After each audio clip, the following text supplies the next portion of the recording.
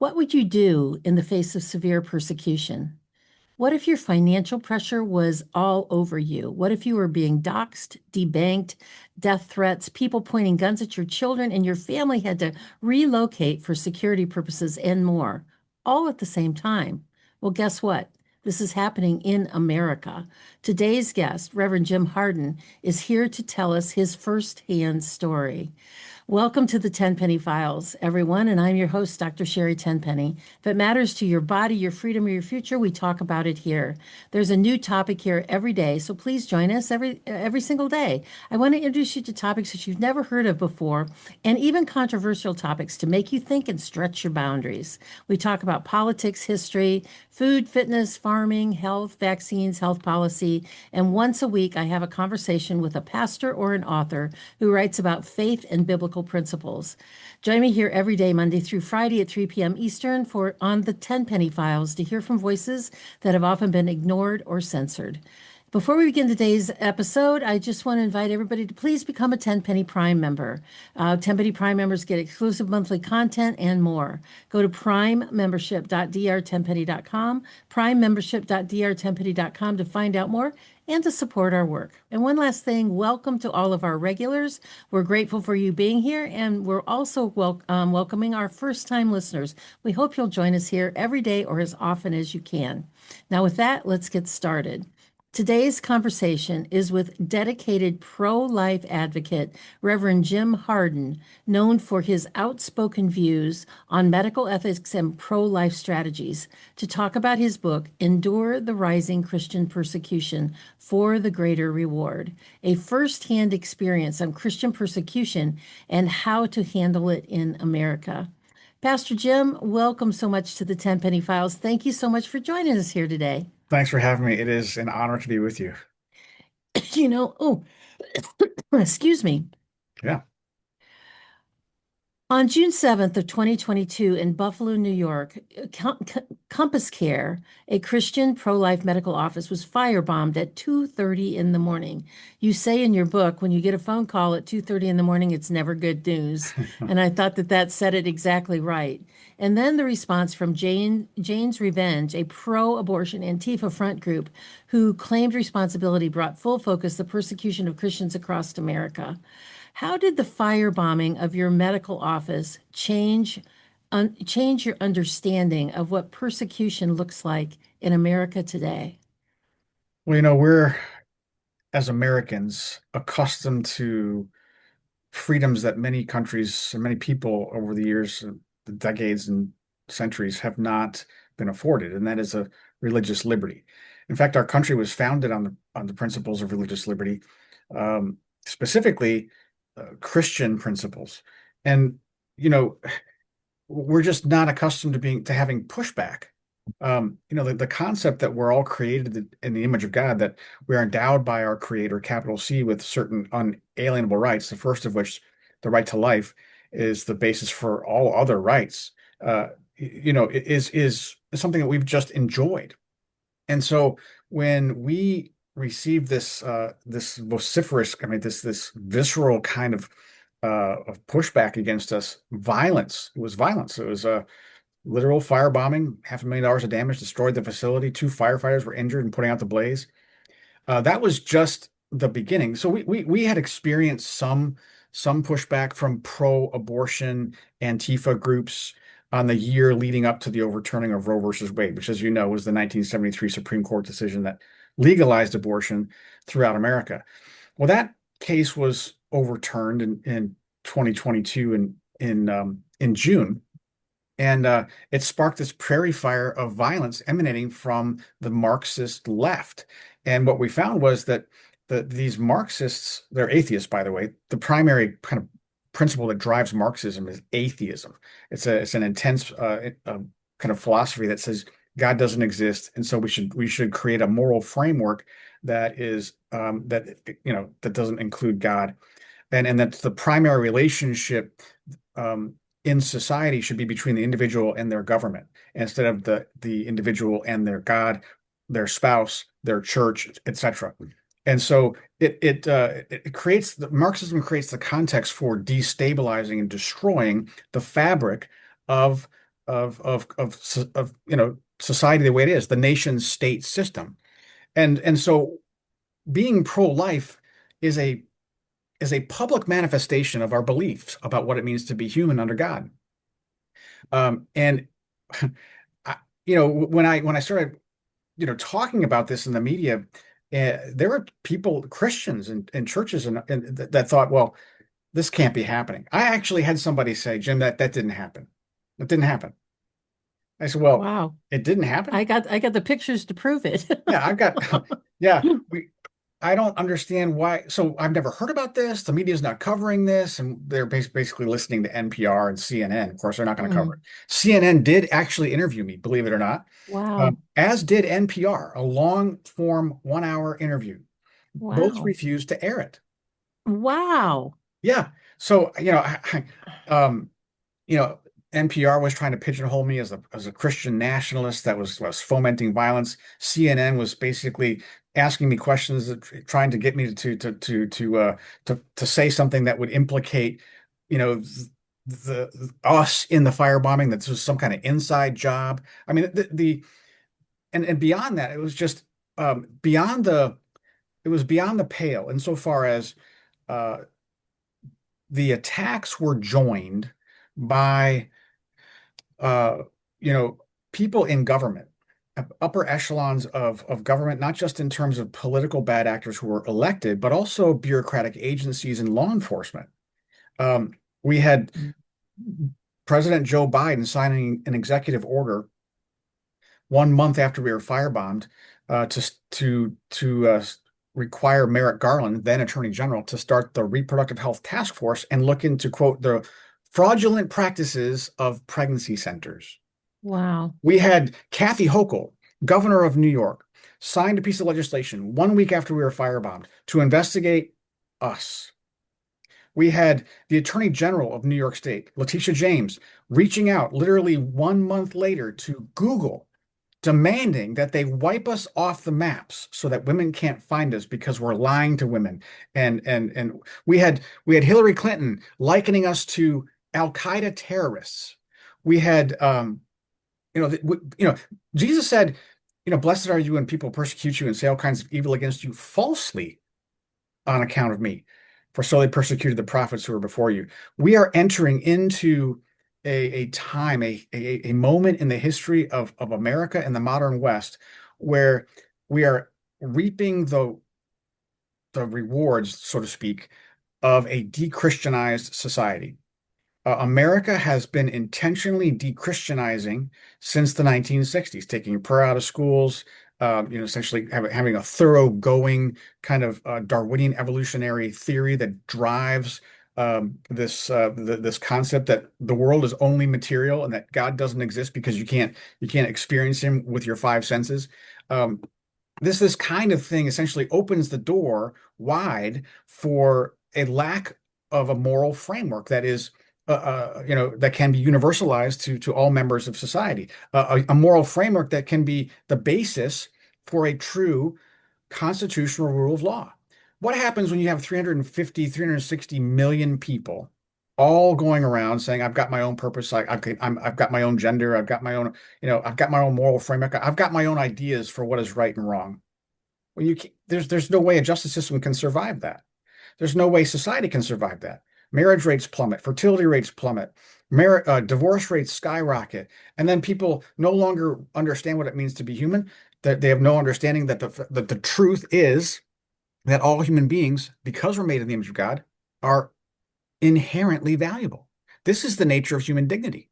We've lost that in America. And so disrespect is rampant. Common courtesy is out the window. And we've got mass shootings. We've got suicide rates skyrocketing. We've got drug addiction everywhere, where people are addicted to all kinds of things, nefarious things on their smartphones. There's no self-discipline. And self-discipline is key to a constitutional rule of law. But self-discipline cannot come from within. It has to come from without. It has to come from God. And that only comes when we understand who God is and what we were made for. And so, Jim, let me let's just step back here just for a yeah, minute to put a little bit more context into this. sure. Tell people what tell people what CompassCare is about, Oh, and yes. and how why you were firebombed, and tell us, what is CompassCare. And I know you're the CEO of the company, and you've got multiple divisions. Tell people a little bit more about CompassCare to set the context of what we're talking about here. Yes, I apologize. Sometimes I get ahead of myself.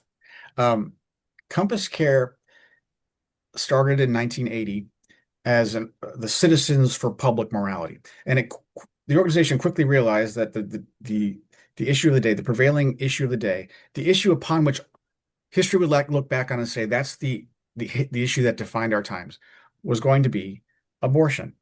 And so the organization pivoted and became one of the first pregnancy centers in America, Crisis Pregnancy Services Incorporated. And they began to focus on uh, reaching and serving women seriously considering abortion to help them have their babies. And then additionally, to educate the community about what it means to be human under God and the evils of abortion. Um, so the organization brought me on in 2001 to help medicalize the operation. The first one started in Rochester, New York. Um, then we began to expand with our New York State abortion reduction plan into Buffalo, Albany, the capital region, Brooklyn, the Bronx, and Staten Island. New York State is the abortion capital of America. There are more abortions in New York State than anywhere else in the nation. Abortion tourism began in New York State in 1970 because New York legalized abortion before Roe versus Wade. Um, and so women were coming to New York from all over the country to get their abortions. Uh, that has resurged after the overturning of Roe versus Wade. Abortion tourism. Uh, What a 70% of all terrible word. abortion tourism is a terrible Yes. thing, and it's a terrible thing. Uh, so Planned Parenthood is the biggest abortion business on the planet. They're headquartered in New York. Uh, they provide 40% of all abortions in America. Danco Laboratories brought chemical abortion into America. They're headquartered in Manhattan. Chemical abortion is responsible for 70% of all abortions in America. Um, and so, of course, Planned Parenthood does a little bit of both of those. Um, so, we now know that chemical abortion, um, you know, sends 1 in 10 women to the emergency room with sepsis and hemorrhaging, undiagnosed ectopic pregnancies and death. But Compass Care, what we do, our mission is that we're a Christ-centered agency dedicated to empowering men and women to erase the need for abortion by transforming their fear into confidence. And we do that uh, by using medical care. All of our services are provided by nurses and doctors for free. We Wow. give away, nearly $4 million of free medical care every single year. Um, and we provide baseline OB care for women facing unplanned pregnancy, seriously considering abortion. We provide STD testing and treatment. And we also provide emergency progesterone therapy, which many people call abortion pill reversal. What that means is that we can reverse the effects of chemical abortion. If a woman starts the chemical abortion process and changes her mind, if we catch it within 72 hours, we can reverse the effects of it and save her baby and her pregnancy. I just want to interrupt here just for a second for the people that are listening to understand what that means, the abortion pill. What the abort you when you take the abortion pill, the first thing it does is it blocks off oxygen and tries to stop the fetus from growing. And then you've like Jim said, if you've got 72 hours, if you changed your mind and you don't want to do that by adding progesterone, it reinstates that ability for that fetus to get oxygen and blood and things like that, and it reverses it. I heard I was in Washington D.C. and listened to a panel of it was a Christian panel talking about Christian persecution. And there was a woman there who had a clinic, I believe in Arizona, big clinic, and she was talking about all the different reversals and saves that people have had. Like they take for the first pill, and I think they have to wait 48 hours to take the second pill, and then Yeah, they change their mind, they get scared, they just don't they don't want to do this. And right. she held up countless numbers of pictures of babies that were born because of doing the same sort of things that you were talking about, and they got shut down by the state. You can't be saving babies like that. They got shut down by the state. It was just a despicable display. I mean, I had no idea that the abortion pill was a two-part series and that you could reverse it with progesterone. Talk about that a little bit more, because I think that's important. I think most people don't know that. Oh yes, we it's very important for people to know that chemical abortion is a two-drug regimen. Mifepristone is the first drug, and it's a progesterone blocker. A woman's body naturally makes progesterone, progestational hormone, to sustain the pregnancy, A to gestate the lot baby. of it. Oh, a lot of it, yeah. Uh, Yeah. and and so mifepristone is designed to be a progesterone blocker. If you can over you simply all you have to do is overwhelm mifepristone with more progesterone, and the baby continues to gestate in a healthy manner. The second drug, so if mifepristone is allowed to do its work, then it will kill the baby. The second drug is misoprostol, which is not specifically designed for was not specifically designed for chemical abortion. It was specifically designed for people with chronic pain problems that take ibuprofen type drugs and that have ulcers because of it. So it's an ulcer treatment. But in the presence of pregnancy, it causes uterine contractions. Okay, so uterine Mm. contractions cause the baby to be expelled, and so sometimes the baby is expelled and the baby is still alive. Mifepristone didn't kill the baby. And so you've got essentially a live birth happening. And it's a terrible, terrible experience for women. Essentially makes every woman's bathroom an abortion center, an abortion office. It's just awful. And so there's she can get these drugs online. The market is currently flooded with illegal chemical abortion drugs. And I mean that, illegal chemical abortion drugs. It's currently a violation of federal law and many state laws to ship these drugs across U.S. borders and state lines. But Merrick Garland, former Attorney General, said he would not enforce the Comstock Act, as if that's his purview. Um, and currently, we're still kind of scratching our head, wondering why the Trump administration's DOJ is not enforcing the Comstock Act, because a lot of states, pro-life states like Louisiana and Texas, are trying to enforce their own pro-life laws, but they're being undermined by places like New York and Kathy Hochul, Governor Kathy Hochul, and Letitia James, who's the Attorney General, who has sued us, by the way, trying to shut us down because we're telling women the truth about chemical abortion. She's suing us for fraud, doctor. She's suing us for fraud. And this is an irony, because we're the ones telling them the truth, giving them true informed consent about the dangers of chemical abortion. And she says we're lying to them. We're also telling women the truth that chemical abortion can be reversed. Um, where our lived experience says that 90% of the women that we have served have gone on to have healthy babies after treatment. And Wow. progesterone therapy is not new. This is not something we developed ourselves. This is something that the OB medical community has been using for at least 70 years to help women with chronic miscarriage issues. So we're just applying, the same medical standard of care in emergency situations as other OBs have been doing for 70 years. But she's You saying, oh know, no, it hasn't been tested. It's dangerous to women. It could be dangerous to women. Progesterone? Progesterone is dangerous? Not a single human being on the face of the planet would exist without progesterone. 100%. And because, when I'm in my clinic, what I would tell people is, in your normal, after the sperm and the egg come together, what glues the baby in is progesterone. Yeah. And you make lots and lots of it. So, after it implants into the uterine lining and starts to multiply and go from a zygote into a fetus into a baby, what holds it in, that, 6, 7, 8 pounds of flesh inside of your body, is progesterone. So you Yeah. have to have it. This kind of makes sense to me, until I went this was just a couple months ago, and I heard that discussion down in Washington, D.C., and then having this discussion with you. I don't know if you heard any of the confirmation hearing with Secretary Kennedy, but Yes. the Democrats on that Senate panel, all they could ask him was about how do you say that? How do you say that? Mephistophone? The Mifepristone, yes. Thank you. Is, is that's all they ask about. What were you going to do to stop this shipping? And what were you going to do? You weren't going to block this, were you? And it's like, these people are just like so pro-abortion. And one of the things that you've said is that abortion is a symptom of a morally sick society that no longer understands what it means to be human under God. Yes. And, how does that play into our politics?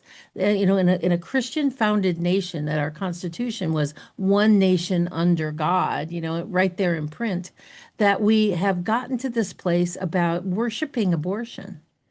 Oh, abortion is not, I can tell you this. I've spent a lot of time with politicians, and and from what I experience, they don't care about abortion. Don't care Hmm. about women. They don't care about medical care. They don't care about access to medical care. They don't care about any of that. What they care about is what abortion gives them. Abortion represents power, and it represents power in an absolute form, the ability to decide who lives and who dies. That's abortion. Because if Wow. you vest the government, if you allow the government to vest or to accrue to itself the power to decide which human beings qualify for protection under the law and which ones do not, you have the makings for absolute power. You have the makings for the kind of despotism and tyranny that totally eclipses the constitutional rule of law under God. And that's what they're doing. So, when society starts to create rights and redefine liberty through mechanisms like the judiciary, like abortion, it will ultimately conflict with the inalienable rights that God gives us. So, for example, a right to abortion, a woman's right to abortion, will ultimately conflict with uh, a human being's right to life or another human being's religious liberty expression rights. And that's exactly what we're facing in America. We have the government insisting on the protection of the right it fabricated, called abortion, and it will do whatever it takes, including the violation of other people's inalienable rights, to protect that one right. And it's not really about abortion. It's about the government vesting, accruing to itself the kind of power to redefine liberty and redefine the parameters of a moral framework for our society, redefining essentially the laws. The Constitution is a fluid document, and then we can reinterpret it and all these kinds of things. But the reality is, the 14th Amendment says that there should be equal protection under the law for all people, without qualification, without partiality. That includes all people, born, preborn, and all the way to natural death. And so we're in a bad way when society says, oh, it's okay to say this group of people doesn't qualify as persons under the law.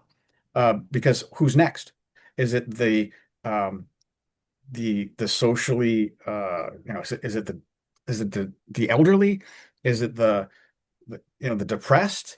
Is it the you know who Homeless people. Is homeless people? Is it people that disagree with you politically? I Yeah. mean, like that's where we are. That's where we are. I and so we've got to come back to the reality that John Adams spoke about, one of the founding fathers. He said, "Look, the Constitution of the United States is written for a moral and religious people and is wholly unfit for any other." And so, when he said moral and religious people, he did not mean he, you know, coexist bumper sticker religion. You know, uh, there 99% of the population in America at the time were Christian people with Christian values and an understanding of what it means to be. So we had the ability to self-discipline because we're under God. And God revealed himself to us and showed us what it means to be human, therefore, how we ought to live and treat one another, how we ought to view one another with deep respect. And this and the Christ's command to love one another as I have loved you. That's taking um, the concept, the biblical concept of loving God with all your heart, mind, soul, and strength, and loving your neighbor as yourself to the next level. Loving God with all your heart can't you can't love your neighbor without loving God, first of all. But then Jesus took it another level up to the disciples. He said, a new commandment I give to you, that you love one another as I loved you, which is self-sacrificial. We have to get, and by the way, Christians in at the formation of America understood this. In fact, America wouldn't exist were it not for the willingness of the people to sacrifice themselves on behalf of those around them. They sacrifice their reputation, their treasure, even their lives, so that the future that you and I could sit here and have these discussions. And so Christianity is absolutely key to a sustainable civil order. We've got to get back to that. The original Hippocratic Oath, this, um, the oath that doctors would take before they would start practicing medicine independently, had this phrase in it. It's kind of old English, translated out of the Greek, but it goes like this: I will not give a woman an abortive remedy. And you got to scratch your head and wonder, why would these wise people put that phrase in the Hippocratic Oath? Why would they choose that thing, abortion, to put of all the different things that could put in there? Why would they choose abortion to say to say that you can't do this? This is not medicine.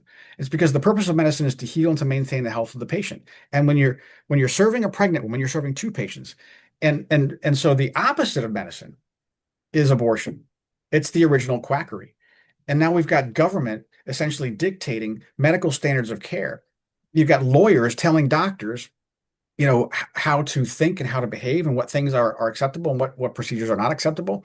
And that in and of itself is a symptom of a larger problem. I went to, one of my mentors was a guy named Edmund Pellegrino. He was at Georgetown. He's a physician. And he said, well, the first time I met him, I was in his office, and he said, what can I do for you? And I said, well, I believe medicine has lost her soul, which was a kind of a cheeky thing for a young guy to say to a well established and very influential physician. And he kind of leaned back in his chair, and he put his two fingers together on his chin, and he was looking at me, and he said, I agree. And he said, and he lamented over the fact, and he was a Catholic. He lamented over the fact that he said that the medical students that were coming in today are what he called uncatechized, untaught in what it means to be human. Wow. And he lamented this because how are they going to be able to help their patients? How can they be the moral center between the doctor-patient relationship if they don't even know how to navigate moral dilemmas? And if the modern world and the technology that we're inundated with does anything to us, it gives us many opportunities, many potential moral dilemmas. How does medical technology and knowledge interact with, and should interact or shouldn't interact with, the decisions of the patient? That's so important, and it's a really critically important one, particularly in when you're talking to a woman who's considering terminating a pregnancy. Yes. So hold that thought right there, Jim. We're going to take a quick break to hear from our sponsors, and then we'll come back to talk about this some more because we're hitting really, really important points right here. America Out Loud Talk Radio plays the Tenpenny Files on the iHeartRadio network daily, Monday through Friday at 3 p.m. Eastern. If you've missed any of these great conversations that we've had about really fantastic books that I do read, I read all of them. The Tenpenny Files can be found on Spotify, Pandora, Apple, TuneIn, on my platforms on drtenpenny.substack.com, on my website drtenpenny.com, and also on our social media pages on X, Instagram, Rumble, and YouTube. We've got a great message coming back from our sponsor. Sit tight, listen to our sponsors. Please support them if they represent products that you're interested in, because supporting them supports us and allows us to keep doing what we're doing. We will be right back for a continued conversation with Reverend Jim Harden about his book, Endure the Rising Christian Persecution for the Greater Reward, a firsthand experience on Christian persecution and how to handle it in America. We will be right back. Joel Lombardi here, Ironhawk Financial. Great news. Ironhawk Financial has just partnered with Dr. Tenpenny. She brings you the fire about your health and how to keep the government out. Ironhawk Financial, we do the same thing about your wealth. Unfortunately, you need health and wealth. So for more information, go to drthawk.com, and I look forward to meeting you.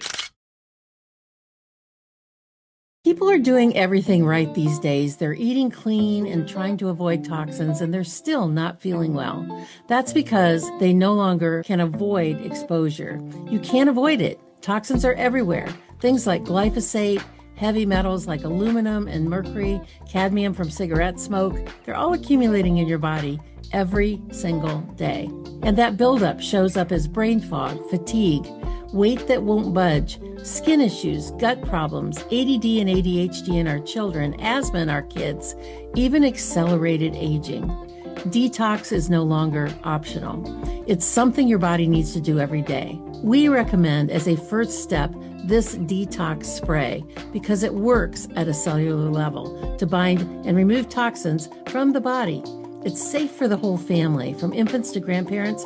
I even give it to my dog. Go to drtdetox.com and get started today. First-time customers can get up to 82% off on your first bottle because exposures aren't slowing down and your health shouldn't either. In fact, you should be getting well. Well, welcome back, everyone. Today's conversation is with dedicated pro-life advocate, Reverend Jim Harden, and his book, Endure the Rising Christian Persecution for the Greater Reward. Jim is the CEO of CompassCare Pregnancy Services. He pioneered the first measurable and repeatable medical model in the pregnancy center movement, helping over 650 centers nationwide become more effective and reaching more women and saving more babies. Jim, thank you so much for your, I just want to hop through this technology and give you a big hug just for the work that you've done and the things that you have endured from the persecution of everything that's been going on. It says in your book that the true cause of Antifa, who was behind the firebombing of your center, is stated in their own handbook, the destruction of capitalism and uprooting of the entire global civilization that has been founded on Judeo-Christian morals. What does that say about our government and our society that we allow criminal organizations like this to exist and to be so destructive to just normal American citizens trying to do their work? Well, that's I think part of the difficulty that we're having is that we have, as a society, promoted materialism. And I don't mean materialism insofar as, yeah, 3,000 square foot house and two-car garage and all that kind of thing. What I mean by materialism is the philosophy that says there's nothing in this world but the material existence.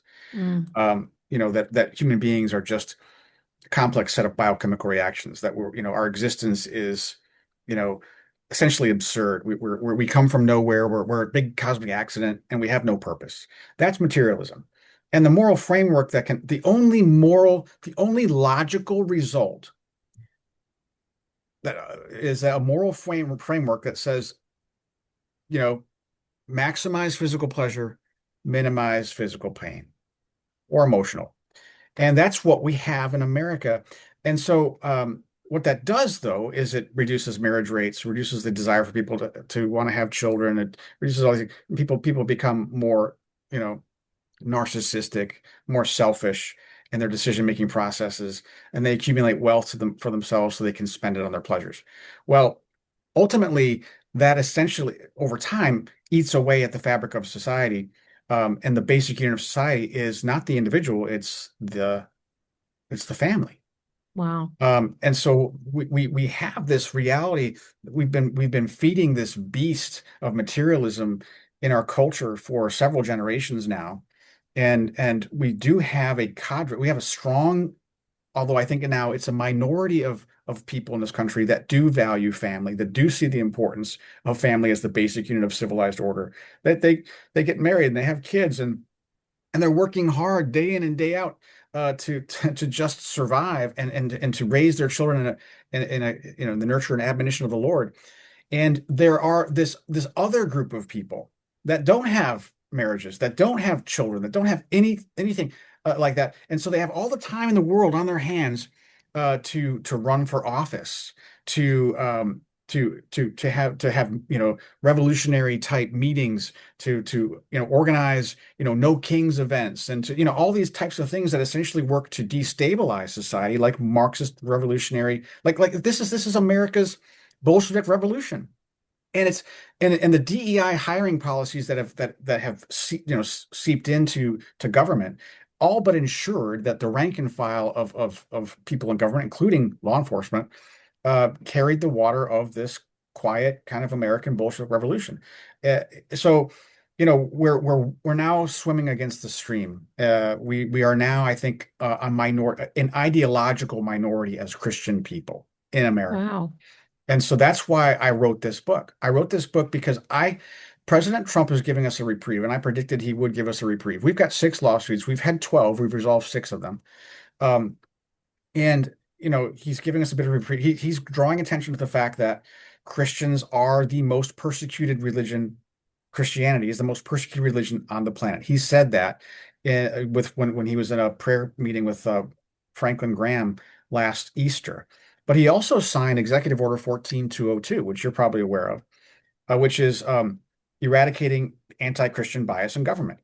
The DOJ did an internal investigation into the weaponization of the DOJ and the FBI, etc., against Christianity, pro-life Christians in particular. They did a documentary just released on May 31st about the whole thing.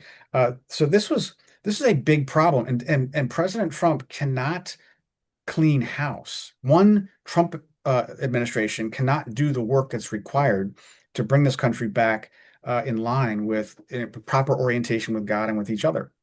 That's going to have to be um, a move of the Holy Spirit. Now, I'm saying God can do what he wants, right? He can fall on the people of America and reveal to them their sin. They can repent and all the rest. And I do pray for that.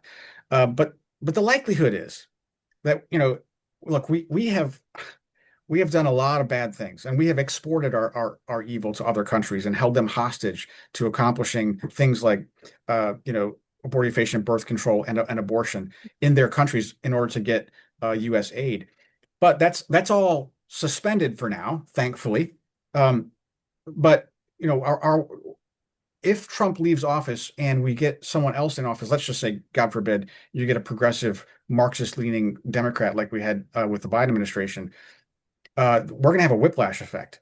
And all the work that Donald Trump has done has been executive orders. The legislature has not done anything to Yeah. concretize any of these religious liberty protections.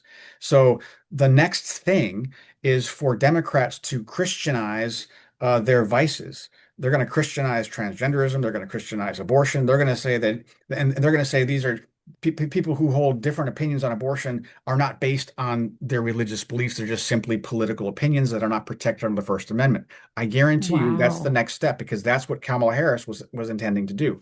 That's what Joe Biden was intending to do. Thankfully, I mean, they did take it pretty far, by the way, because they investigated us. We had whistleblowers coming out of the FBI saying that pregnancy centers were a threat tag now for terrorists. We had the Oh, DOD wow. training their cadets that pregnancy centers were potential terrorist organizations. I'm not kidding you. The Wow. DOD under Pete Hegseth came out and actually issued a formal apology. But again, this can all be reversed if you get the wrong guy in office. Elections have consequences, and I believe that we as Christians need to be involved in that process, or that political process, but we also need to be prepared. Jesus said to be alert, because uh, Paul said, the world is going to proceed from bad to worse. Evil men going about deceiving and being deceived. And so we as Christians have to be able to endure the persecution that's coming. Endurance is a hallmark of true faith, and if we want to, make it to the end, to the final reward, we have to see what's coming and be able to endure. We have to stick together and see what's coming, and then prepare our hearts, prepare our minds, and be willing to support and able to support those around us who are experiencing it. Because I tell you, Doctor, I did receive support from a lot of people. Our family did receive a lot of support from a lot of people, but we also, I say this sadly, it's been my experience that Christians is the only army in the world that shoots its own. I Uh, agree with that. we have I agree with that. It's really, really true. And they don't want to go public with their faith. Faith should stay private, even though that's not what Jesus did no, in, at all. And Jesus said, "Go and make disciples and preach till the end of the earth." And yes, yet think it needs to be just private in your own home, with your own Bible, and don't say anything that's going to cause any alarm. You know, Right. you were faced with lawfare, debanking, doxing, cyber attacks, death threats, and even physical violence. What Mhm. surprised you the most about that and where the pressure was coming from? Oh, that's a good question. I mean, I was surprised. Um, I didn't know anything really about Antifa until we got attacked by Antifa. And I realized that Antifa also, as I said before about politicians, Antifa doesn't really care about abortion. Antifa doesn't care about transgenderism. Antifa doesn't care about, the anti-ICE stuff. They just piggyback off these left-wing progressive kind of firebrand issues to engage in recruitment tactics and to leverage these moments to foment destabilization in society. And so that's exactly it. They would pepper these protests with paid agitators that would go and engage in direct action violence oftentimes. And so what we found was when they attacked us, it was uh, a well-funded, well-executed hit job. These people knew exactly what they were doing. They knew how to do it. And what was funny was I didn't again I was just I'm just a guy that's trying to run a ministry. I'm just a guy trying to help women have their babies. I don't I don't travel in these arenas. And then the FBI they slow walk the investigation to the point of letting all the leads go cold. Now, get this. Wow. We know who did it. Oh, wow. The FBI knows who did it. And they let the statute of limitations expire, which was 2 Sundays ago. So we don't have the legal means or the investigative power that the FBI has to actually identify all the necessary things that are going to stand up in court to convict them. So I don't know. I don't know why they haven't pursued this, but there are over 600 attacks on pro-life pregnancy centers and churches since 2022, and there have been just a handful of indictments, just like maybe three. Um, Wow. but this is all an international. This is part of a multinational insurgency that is driven by a Russian brand of Marxism. And people don't realize this, but it is this kind of Antifa Marxism has insinuated itself into upper echelons of government. So you've got Antifa supporters that, for example, like Kristen Clark was the assistant attorney general under Merrick Garland. She was an Antifa supporter. She was a BLM supporter. She was publicly and vehemently opposed to pregnancy centers. Now, she was in charge of the Civil Rights Division of the DOJ. The Civil Rights Division was the one responsible for potentially indicting and prosecuting pro-abortion terrorists. She refused to do it Wow. because of the victims. She disagreed with the victims. Well, look, justice is supposed to be blind, but now we've got a virus. We've got the Marxist virus that's infected the body politic, and somehow or other we need some form of political antibiotic that can relieve us of this distress. And I don't know. My sense is that the Trump administration won't be able to get the job done. Um, No, I don't think they will either because the time is too short and yeah. there's too many Biden holdovers in the Yes, administration, just like there were too many Obama holdovers in the last time that he did this. that's right. So, and the unwillingness to clean house, even amongst his closest advisors, is really discouraging. You know, I want to ask you before we run out of time here, I want to ask you a question, a personal question, because in your bio it says you have 10 children. Yes. And you have 10 children. What was this walk through with them as you were going through this extreme persecution and lawfare and having to move for safety and all that? How were you able to teach what were you able to teach your children about their walk with God during times of strife? Uh, uh, I guess it's a little emotional for me to talk. Um, I did so many things wrong. Um, I think I did some things right. I didn't know how. I don't think you can predict how you're going to respond in times of intense stress like that. Um, but I guess I would say this.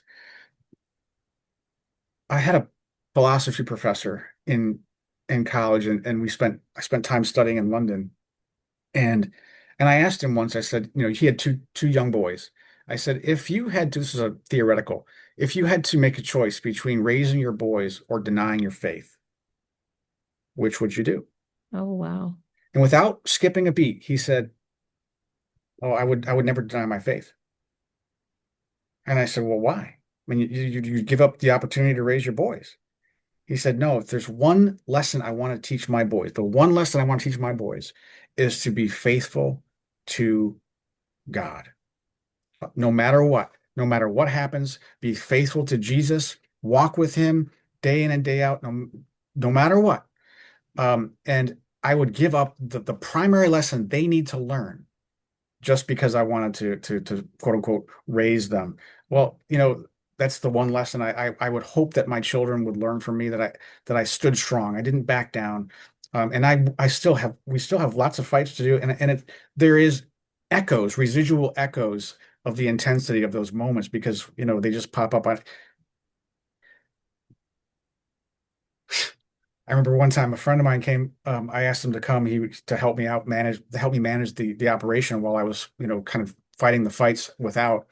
And he came up from South Carolina. And he spent 3 months helping me manage the organization, and which was a huge blessing. And he came over to the house for dinner one night. Um,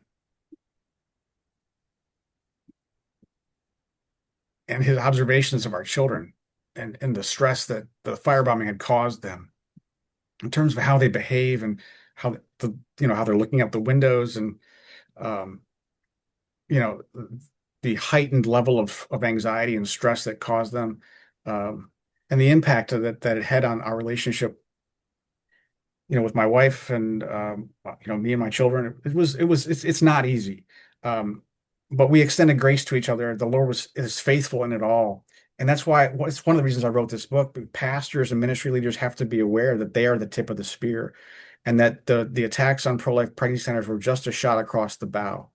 And I think the Lord brought us through these times so that we can convey some of these lessons learned.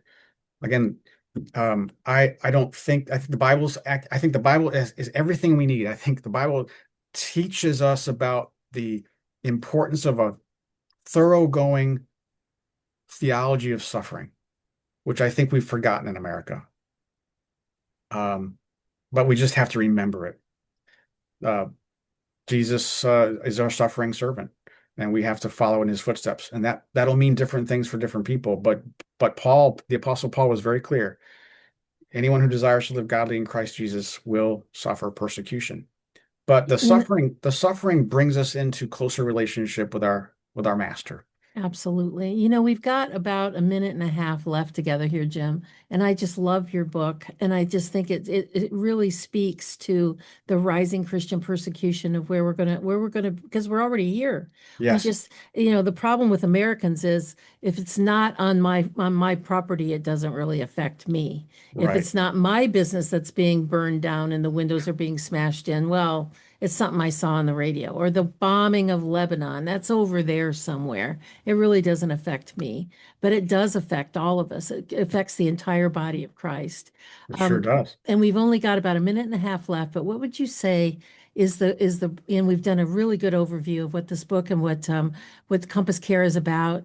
Why would you tell people that they should buy this book, read it, and have it in their personal library? Well, it's a book that is practical. It's designed. I think 16 or 18 chapters that, including the introduction and conclusion, that help people navigate, biblically speaking, the different aspects of suffering as believers.